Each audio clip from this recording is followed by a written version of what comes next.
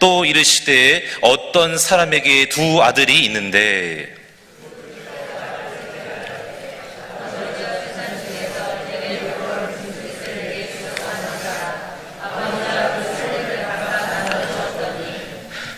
그 후 며칠이 안 되어 둘째 아들이 재물을 다 모아가지고 먼 나라에 가 거기서 허랑방탕하여 그 재산을 낭비하더니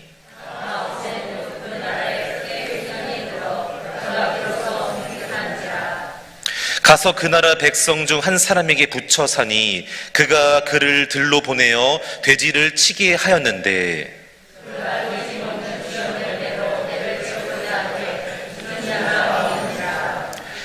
이에 스스로 돌이켜 이르되 내 아버지에게는 양식이 풍족한 품꾼이 얼마나 많은가. 나는 여기서 줄여 죽는구나.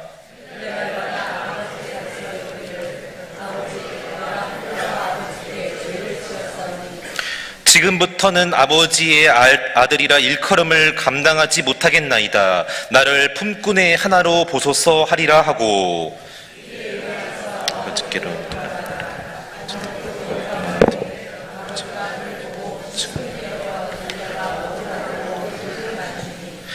아들이 이르되 아버지 내가 하늘과 아버지께 죄를 지었사오니 지금부터는 아버지의 아들이라 일컬음을 감당하지 못하겠나이다 하나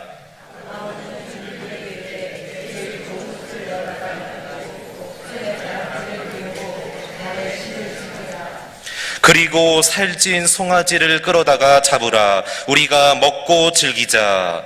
이 내 아들은 죽었다가 다시 살아났으며 내가 잃었다가 다시 얻었노라 하니 그들이 즐거워하더라. 아멘.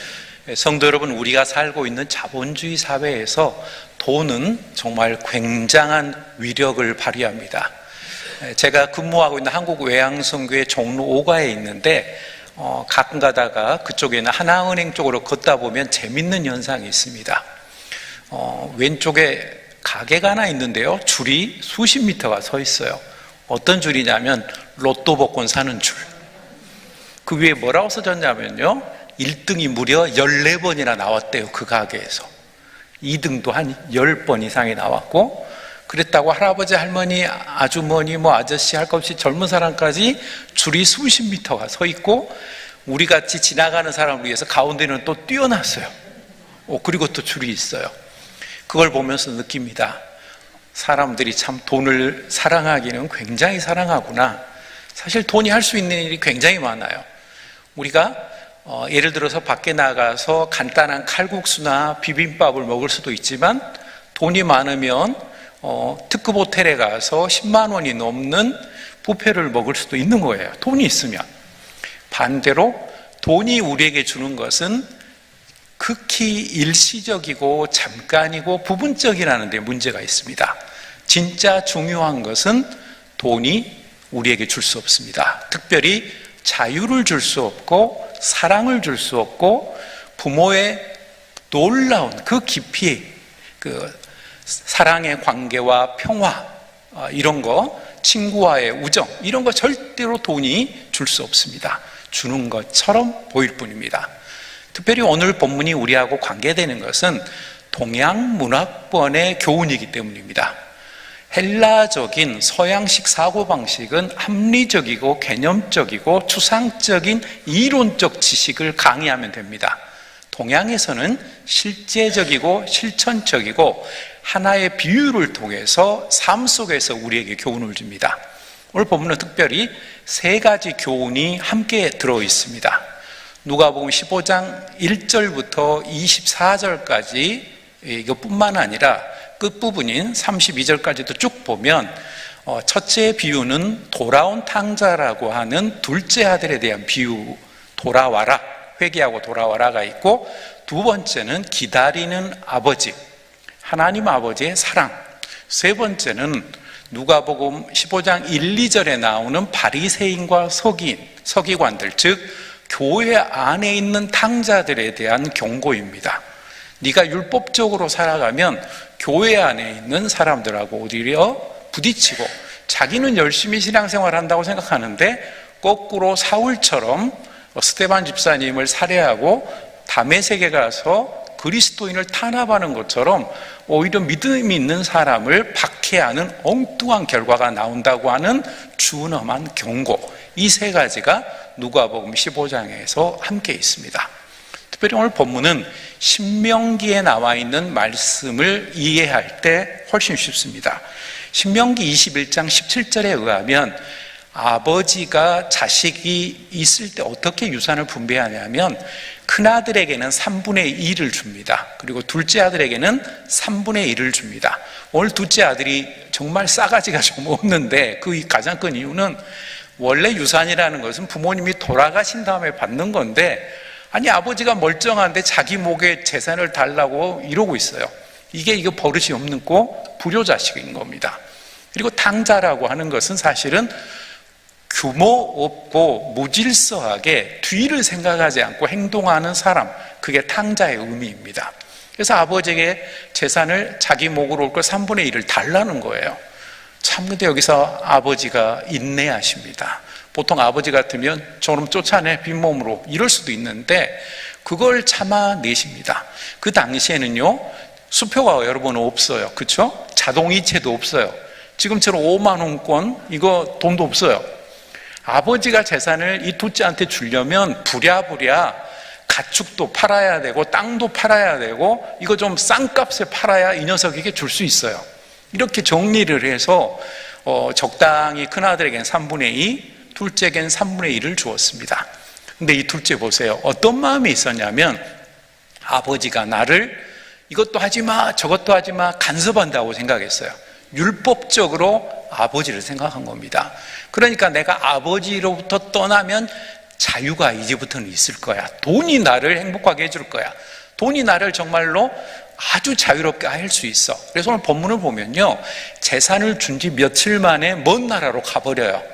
아버지의 집이 사실은 행복하고 보존하는 그런 곳인데 그걸 모르고 있어요. 유대인들이 생각하는 아버지는 생명을 내게 주시는 겁니다. 그리고 나를 보호해 주시는 분이요, 나를 지켜주시는 분입니다. 나아가서 아버지는 나에게 명예와 신분을 줍니다.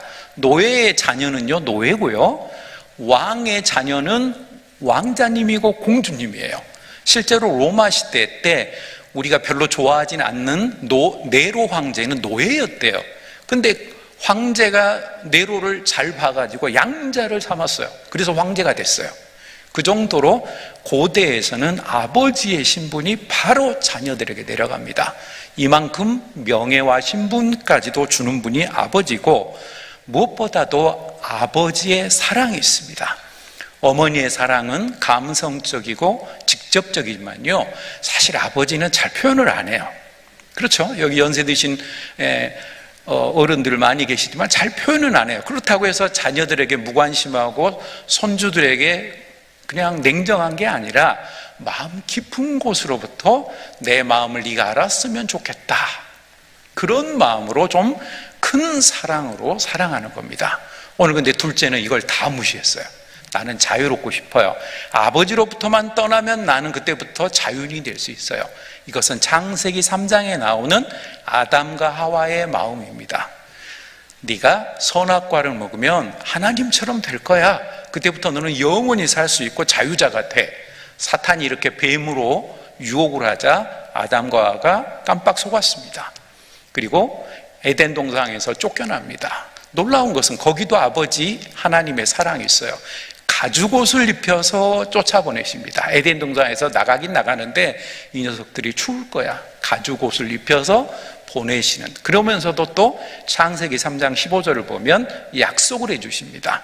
여자의 후손이 뱀의 머리를 밟을 것이다. 사탄의 머리를 예수님의 십자가 부활 사건으로 밟는다고 메시아에 대한 첫 번째 예언이 창세기 3장 15절에 나옵니다. 이렇게 아버지의 사랑이 포함되어 있어요. 자, 오늘 아들은 멀리 떠났어요.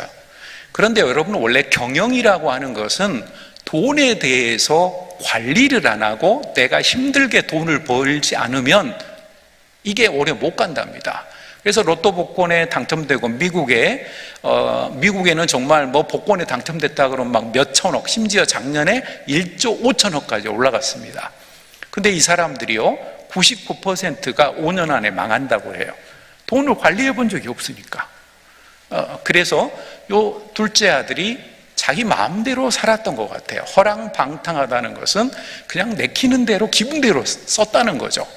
우리나라에 처음에 탈북자들이 오셨을 때 못 모르고 우리 정부가 한꺼번에 목돈으로 이 사람들한테 줬어요. 그랬더니요, 대형 텔레비전 사버리죠. 막 냉장고 이렇게 몇 달 만에 그냥 거덜나는 거예요, 금방. 그래서 국가가 바꿨습니다. 이 사람들 한꺼번에 주면 안 되겠다. 분할해서 줘야 되겠다. 1년에 얼마씩 이렇게 우리 정부가 지금은 탈북자들에게 주는 정책이 바뀌었어요. 즉 자본주의에서 돈을 관리하는 것을 모르기 때문에 그래요. 이 둘째가 그렇게 낭비했습니다. 그리고 어떻게 됐어요? 결국은 거지꼴이 됐어요. 그 결과 유대인들은 원래 절대로 먹지 않는 돼지를 치는 사람이 됐어요. 신분이 완전히 격화됐습니다. 아버지의 아들이라고 하는 자유인에서 돼지 키우는 사람의 일꾼이 됐어요. 그나마도 엎친 데 덮친 격으로 흉년이 와버립니다. 이상하게 흉년이 오고 어려우면요, 누가 힘드냐면 경제적으로 사회적 약자들이 어려워집니다. 지금 우리 한국 사회가 점점 양극화, 미국도 그러거든요.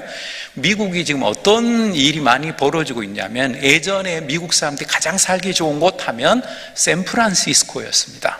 근데 샌프란시스코가 작년, 재작년 대형마트와 백화점이 문을 닫았어요. 인구가 대폭 빠져요. 가장 큰 이유는 이 샌프란시스코 이쪽이 마약에 대해서 단속이 굉장히 약한 주예요. 그러다 보니까 미국 전역에서 대마초나 이런 걸 하고 싶은 사람이 그쪽으로 막 모여드는 거예요. 그 길거리를 막 그런 사람들 왔다 갔다 하니까 진짜 부자들이 점점 여기 살기 싫어지는 거예요. 그래서 지금은 남쪽에 있는 애틀란타 쪽으로 많은 사람들, 한국 교포들도 이사를 하고 있는 그런 추세라고 합니다. 여러분, 이렇게 어려울 때 사회적 약자가 더 어렵다는 거예요. 오늘 그 상황 속에서 아들은 하나의 결심을 하게 됩니다. 내가 계속 여기 있다가는 굶어 죽겠구나. 돼지가 먹는 쥐염 열매조차도 내가 자유롭게 못 먹는데 어떡할까? 그러다가 아버지의 집을 생각합니다. 아버지의 집에 돌아가서 그래도 수치심이 생겼어요. 내가 아버지에게 재산을 달라고 해서 가져왔는데 어떻게 다시 아들이라고 말을 할까? 그냥 품꾼의 하나라도 나를 여겨달라고 하고 돌아가자. 여러분, 근데 이게 굉장히 중요한 생각이에요. 때로는 인생을 살아가다가 자기가 잘못된 걸 알면서도 브레이크를 못 밟는 사람들이 많습니다. 사실은 친구나 가족이나 주변 사람들이 그거 아닙니다라고 말을 해줄 수 있어야 돼요. 여러분, 노라고 말을 안 해주기 때문에 사람들이 사실 자기 마음대로 가다가 브레이크 없이 가다가 대형 사고가 일어나는 겁니다. 오늘 또한 둘째 아들이 좀 아쉬운 게 하나 있는 것은, 아버지의 집으로 갈 생각보다 더 중요한 건 뭐였냐면요, 아버지께 돌아가야 했어요. 아버지의 집이 아니고 아버지께 돌아가야 되는 거예요. 바로 그때 하나님께서는 기다리고 계시고 그를 품어주신다는 겁니다. 오늘 본문을 보면 이제 해가 좀 으슥하게 질 때 아버지가 밖에서 아들을 기다리고 계십니다. 그리고 멀리서 거지꼴로 오는 둘째 아들을 만나 주십니다. 저도 유치원 때부터 교회 생활을 쭉 해왔는데 탕자에 비유하면 저도 촌극으로 너무 익숙해요. 막 지 맘대로 막 기생하고 막 놀아나고 그러다가 망해갖고 거지꼴로 오면 아버지가 불쌍하다고 안아주는 거. 근데 최근에 제가 이제 신학을 공부하면서 뭘 한 게 느끼게 됐냐면, 그 많은 사람이 있는데 어떻게 아버지가 처음으로 이 둘째 아들을 먼저 발견하셨을까? 여러분, 그 생각 안 해보셨어요? 성경에 나와 있지만 실은 마을 사람들이 먼저 둘째 아들을 발견하면 여러분 복잡해져요. 왜냐하면 그 당시는 부족 사회이기 때문에 마을의 촌장이라든가 또는 중요한 그 이사처럼 우리나라 장로님들 같은 그런 분이 먼저 발견하면 어떻게 되냐면요, 저 싸가지 없는 놈이 여기 어디라고 들어와. 아버지 재산을 가지고 너는 오늘 부족회의에서 벌을 크게 받아야 돼, 이렇게 되거든요. 용케 근데 장로님들한테 안 걸렸어요, 요즘으로 말하면. 그리고 큰형한테도 안 걸렸어요. 큰형한테 여러분 걸리면 어떻게 될까요? 큰형이 먼저 봤으면, 야, 이 자식아, 어딜, 너 아버지 재산 다 가져갔잖아. 이 뻔뻔한 놈아, 어디로 와? 나가. 아버지를 만나지도 못하고 쫓겨났을 겁니다. 근데 놀라운 것은 아버지가 기다리고 계셨다는 거예요. 여러분, 사랑하면 다른 사람이 못 보는 것을 볼 수 있습니다. 여러분이 가까다 저는 교회 우리 담임 목사님께서 교회 그 2층 본당에 꽃을 기증한 사람, 가을에 국화를 기증하신 분, 또 식당에 봉사활동, 또 오늘 같은 어버이날에 식사나 이런 거 무명으로 봉사하신 분들이 참 많거든요. 근데 여러분, 그게 교회를 생각하는 마음이라고 생각해요. 그리고 한 걸음 더 나아가면 그게 사실은 하나님 아버지를 생각하는 충성된 마음이죠. 그게 사실은 아버지가 지금 둘째를 먼저 발견했다는 것은 그만큼 아들을 사랑하는 마음이 있기 때문에 먼저 발견하는 겁니다. 해가 으슥하게 지는데 어떻게 그 멀리 떨어졌는데 그걸 먼저 발견할 수가 있을까요? 먼저. 그리고 오늘 본문을 보면 달려갔다라고 되어 있어요. 헬라어로 이거를 트렉스라고 하는 헬라어로 썼는데요. 이건 무슨 뜻이냐면 육상 선수가 달려가는 용어입니다. 그 당시 올림픽에서 선수가 달려가는 용어예요. 그러니까 그냥 아버지가 대충 걸어간 게 아니라 저기 끝에서 보니까 후다닥 달려가신 거예요. 보자마자 지금 거지잖아요. 솔직히 옷도 더럽고요, 때도 묻었고 옷도 빨지도 않고 목욕도 잘 못하고 더러운데 그냥 목을 안고 안아주시고 입 맞춰주시는 거예요. 특별히 입 맞춰줬다는 데서 우리가 한 가지 배울 바가 있습니다. 하나님을 지식적으로 알면 안 됩니다. 하나님의 마음을 알아야 되고요, 하나님을 느껴야 되고, 기도하고 삶 속에서 저와 여러분이 하나님을 체험해야 합니다. 이렇게 하나님의 마음을 체험하는 성도가 많을수록 그 가정은 정말 믿음의 가정으로 우뚝 서게 됩니다. 또 하나님을 체험하는 사람은 우리 주변에 소외된 사람을 그냥 함부로 보지 않습니다. 저 사람을 위해서 뭐가 실질적으로, 물질적으로나 기도나 정신적인 격려나 내가 할 수 있는 영역이 있다면 저 사람을 내가 반드시 돕겠다. 여러분, 이 하나님의 마음을 아는 사람의 밖에 있는 죽어가는 영혼을 볼 때도 이 사람 누가 전도하겠지? 아니야, 내가 해야 되겠어. 여러분, 이 마음의 태도가 사랑하는 마음이 있을 때 가능합니다. 그리고 오늘 본문에서 아버지는 4가지를 통해서 아들을 구체적으로 회복시키십니다. 뭘 회복시키셨냐면요, 오늘 첫째, 옷을 새로 입히셨어요. 지금 거지 같은 옷을 입고 있는데 옷을 새로 입혔다는 것은 아들로 다시 인정하겠다고 하는 약속입니다. 우리가 세례를 받았다는 것은 초대교회 관념에 의하면 침례를 받고 옛날 옷을 벗어버리고 새로운 옷으로 입혀줬습니다. 옛사람은 죽고 그리스도와 함께 십자가에 못 박히고 함께 부활했다는 의미가 세례의 의미입니다. 즉, 내가 그리스도인이 되었다는 것은 옛날 가지고 있는 내 욕심, 내 욕망, 내가 바라는 것은 다 내려놓고 이제 그리스도 안에서 새로운 눈으로 산다는 겁니다.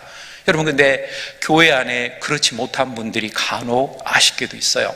옛날의 욕심이 여전히 있어요. 물질에 대한 욕심, 성공에 대한, 세속적 성공에 대한 욕심, 그걸 그대로 갖고 하나님은 도깨비 왕망이처럼 그냥 나를 도와만 주세요. 여러분, 그것은 첫째 아들과 똑같습니다. 바리새인과 서기관처럼 나는 율법적으로 상당히 의로운 사람이야. 11조도 하고 교회 예배도 다 나오고 기도도 열심히 하고 간혹 금식 기도도 하고 교회를 위해서도 많이 봉사해. 똑같습니다. 그런데 진짜 중요한 아버지의 마음을 몰라요. 아버지의 마음은 실패하고 넘어지고 잘못된 것 같지만 그 둘째 아들이 돌아왔을 때, 그래, 내 재산이 내 재산이니 원래 아버지 거였는데 너에게 내 재산 다시 또 나눠줄 수 있어. 죽고 잃어버렸던 내 동생이 돌아왔다. 여러분, 그걸 기뻐하는 게 아버지의 마음이에요. 그걸 깨닫는 것이 첫째 아들이 해야 될 행동이었는데 이것을 몰랐어요.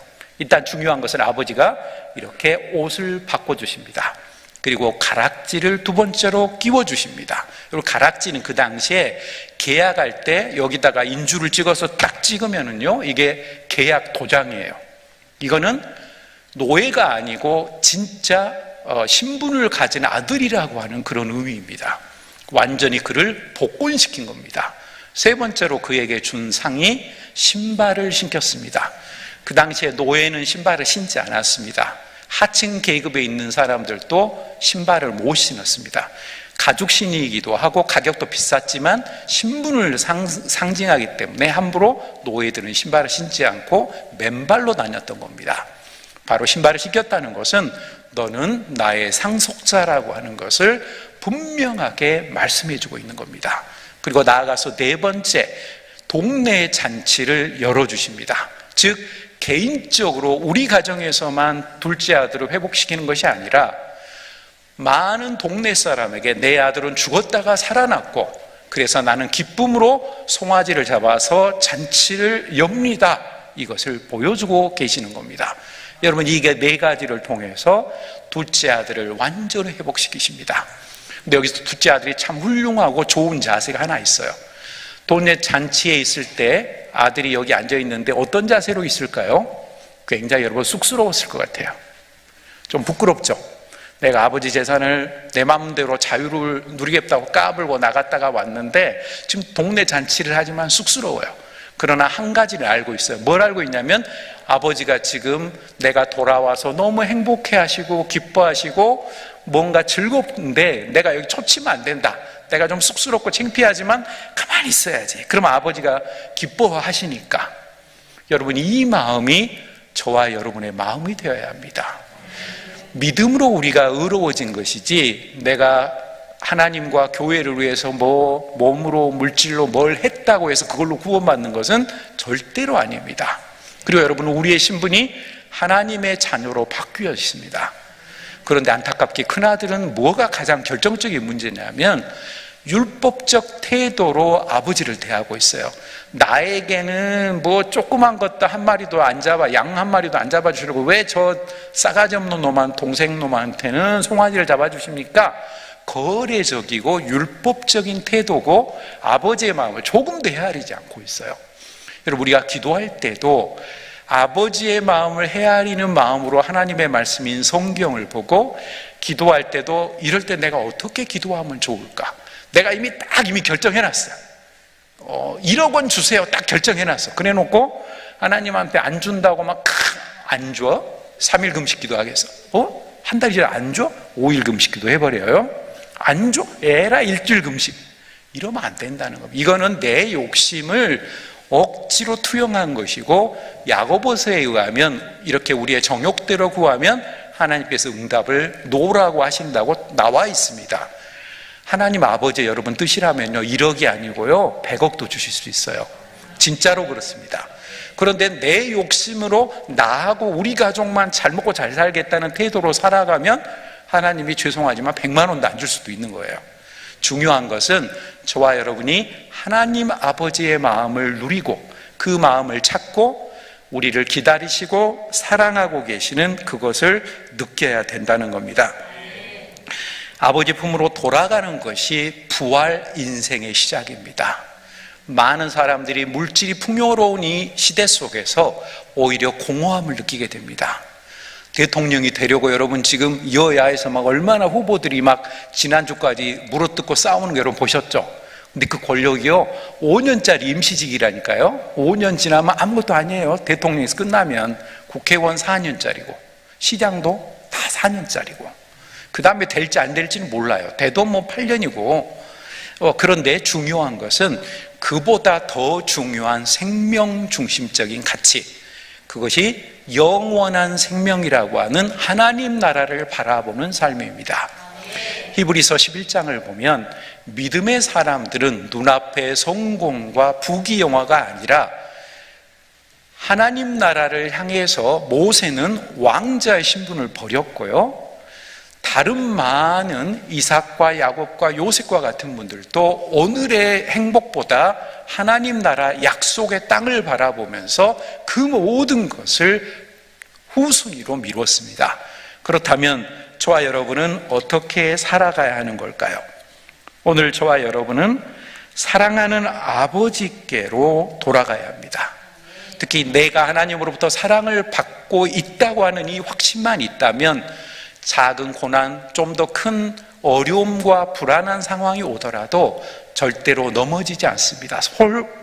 잠깐 넘어졌다 할지라도 다시금 오뚜기처럼 벌떡 일어서서 걸어갈 수 있게 될 것입니다. 오늘 우리가 살고 있는 사회는 많은 어려움이 있습니다. 특별히 하나님께서 오늘 둘째 아들을 회복시키시고 환대하시는 것처럼 우리도 가정과 교회 안에서 우리 주변의 사람들을 환대하고 환영하고 그들을 품에 안는 그러한 마음으로 나아갈 것입니다. 바로 지금은 사람들이 너무 다른 사람을 배제하고 소외하는 것을 좋아하는 시절입니다. 근로자들이 살다가 어려우면요, 외국인이 우리나라에 100만 명이나 있어서 그래.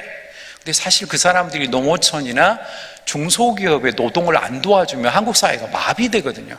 한국의 젊은이들이 그런 걸 안 하려고 하기 때문에 불가피하게 오는 거죠. 그래서 그들을 소외하고 배제하기보다는 오히려 그 이방인들에게 예수 그리스도의 복음을 심어서 베트남 사람, 중국 사람, 또 방글라데시 사람이라든가 파키스탄 사람들에게, 이슬람 사람들에게 그리스도의 복음을 심어줄 수 있는 기회가 되는구나, 이런 마음을 가져야 합니다. 여러분, 정치도 그러잖아요. 여야 한편에 딱 서시면요, 다른 쪽 사람이 왼수처럼 보여요, 여러분. 그러면 안 되는 거예요. 저와 여러분은 예수당이라고 제가 누차 강조를 합니다. 저희는 예수당밖에 없어요. 여당도 아니고 야당도 아니에요. 누가 하나님 편에 바르게 서느냐, 거기에 따라 우리가 움직이는 것이지, 어떤 사람, 특정한 사람이 우리를 행복하게 해주는 것은 절대로 아니라는 겁니다. 하나님께 사랑하신 성도 여러분, 과거는 생각하지 마십시오. 하나님이 잊어버린 것을, 우리가 자꾸 옛날에 이랬더라면 좋았을 것을 이렇게 후회하지 말고 오늘을 기점으로 미래를 인도해 주실 아버지의 품으로 저와 여러분이 돌아가면 됩니다. 그러면 우리의 하늘 아버지인 하나님께서 우리를 품어주시고 우리를 회복시켜 주시고 하나님의 자녀로 다시금 온전히 변화시켜 주셔서 이 험한 세상에서 넉넉히 승리하는 믿음의 승리자로 만들어 주실 것입니다.